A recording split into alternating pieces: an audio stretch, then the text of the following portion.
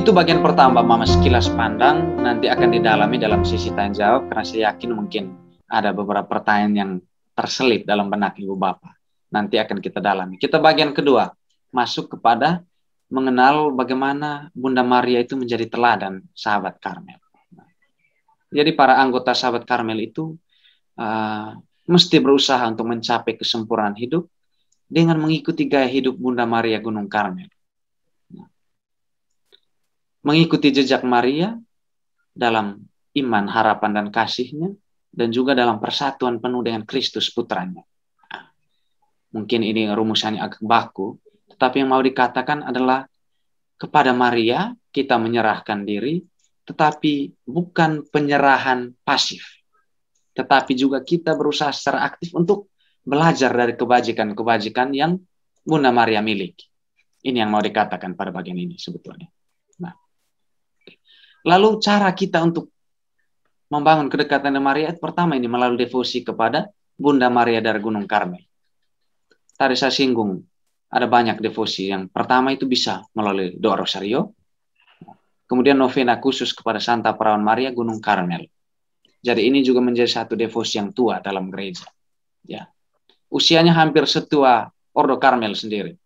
Sejak abad 12, sejak perpindahan Karmelit ke Eropa, juga novena atau devosi kepada Maria Gunung Karmel ini mulai menyebar ke tengah umat. Jadi di sana. Devosi kepada skapulir suci. Jadi bentuk devosi juga yang populer. Dan wajib mengikuti misa pada pesta Maria Bunda Karmel ini pada 16 Juli tiap tahun. Dalam kalender liturgi Katolik itu 16 Juli dikhususkan untuk menghormati Santa Perawan Maria Gunung Karmel. Dan dalam OCD ini adalah hari raya. Biasanya liturginya itu dirayakan secara meriah. Nah, pada tanggal ini, sahabat Karmel seharusnya dan biasanya diarahkan untuk mengikuti perayaan. Dan juga pada tiap hari Sabtu, sebagai bentuk secara liturgis kita menghormati Bunda Maria Gunung Karmel. Kemudian kita melihat sekilas skapulir Karmel, ya, skapulir coklat. Jadi sahabat Karmel tadi seperti dikatakan berhak dan wajib mengenakan skapulir suci Karmel. Ini tanda kita, identitas kita sebagai orang-orang Karmel adalah dengan ini, mengenakan skapulir. Simbol kita mengikatkan diri pada Maria, ikatan cinta seorang ibu dan anaknya. Tanda kelihatan maksudnya dengan mengenakan skapulir. Tetapi lebih dari itu, ketika kita sudah mengenakan satu simbol itu, simbol rohani ini, maka secara spiritual juga kita dibawa untuk lebih dekat kepada Bunda Maria. Ini mungkin mau dikatakan. Nah, dan dengan mengenakan skapulir, kita menandai diri bahwa kita berada dalam perlindungan Bunda Maria yang ini. Oke. Skapulir Karmel jadi memiliki kekayaan rohani atau skapulir coklat. Selain sebagai tanda bahwa kasih keibuan Maria ini selalu hadir dan ada bersama kita. Ketika kita memakai skapulir, berdoa, devosi kepada Maria Gunung Karmel, kita menyatakan diri bahwa kita berada dalam perlindungan Bunda Maria. Maria selalu ada bersama kita. Ada banyak sekali kisah yang meriwayatkan mujizat-mujizat perlindungan nyata dari Bunda Maria Gunung Karmel melalui skapulirnya. Nah, saya berharap mungkin suatu saat Bapak Mam bisa memegang buku itu, berisi kesaksian-kesaksian, ya. Ada yang terlindungi dari tembakan peluru-peluru nyasar era-era masa perang, kemudian banyak kesaksian yang menunjukkan bahwa Bunda Maria itu menyertai secara khusus anak-anaknya yang mengenakan skapulir. Tentu kita sebagai sahabat Karmel tidak boleh memaknai itu sebagai satu jimat, ya, sebagai satu ya hal magis, dalam arti dengan otomatis ketika kita pakai itu oke, kita tidak perlu buat yang lain. Tetapi tadi seperti dikatakan, itu adalah simbol kelihatan untuk menjaga kita, kedekatan kita dengan Maria, tetapi juga ada usaha pribadi kita, misalnya berbuat kebajikan, belajar dari teladan hidup Maria, menjalankan kewajiban kita sebagai sahabat Karmel.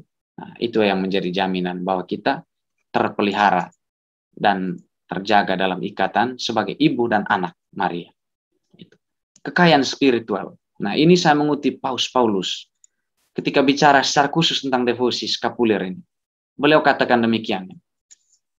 Biarkan umat beriman menjunjung tinggi praktik dan devosi kepada perawan suci yang disetujui oleh otoritas gereja.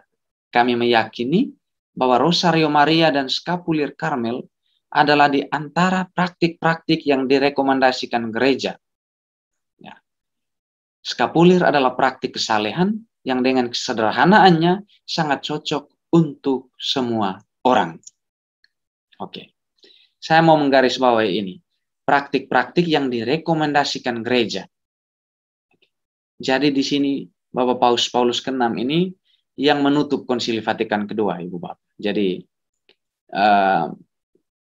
beliau katakan ini bahwa selain doa Rosario, Skapulir Karmel, devosi terhadap Skapulir Karmel ini juga adalah praktik-praktik kesalehan sebagai yang direkomendasikan oleh gereja. Devosi terhadap Maria. Lalu lebih lanjut dikatakan tadi, ini adalah praktik kesalehan yang dengan kesederhanaannya sangat cocok untuk semua orang. Kalau dengan sakramen permandian, kita ini menjadi anak Allah. Nah, ini satu perbanding sederhana. Sementara dengan skapulir sebagai lambang perlindungan Bunda Maria, kita menjadi anaknya. Ini satu pintu masuk untuk menjadi seorang karmelit ini. Jadi yang saya kenakan ini juga yang Pater Felix, Frater Juven, dan para frater suster kenakan. Bapak, ini namanya skapulir. Nah, ini saya beri sebentar. Jadi ini bagian dari jubah Karmel. Nah, ini yang disebut skapulir. Lalu yang Bapak Mama kenakan itu adalah modifikasi sebetulnya. Karena kan kalau mau dipakai yang misalnya Bu Nila, Bapak Konradus mengenakan yang sebesar ini, saya kira mungkin akan terlalu heboh ya kelihatannya nanti. Nah, maka dibuatlah seperti itu. Dan bahkan aslinya harusnya yang terbuat dari kain. Harus dari kain. Karena itu akan selain lebih awet dan lebih dekat dengan semangat aslinya. Nah, karena skapulir itu adalah busana. Busana yang Bunda Maria serahkan kepada salah seorang karmelit di abad ke-12. Abad ke-14. Beato John Soret, itu pendiri suster dan ordo ketiganya. Jadi itu adalah hak istimewa yang Bunda Maria berikan kepada kita para karmelit. Itu adalah busana.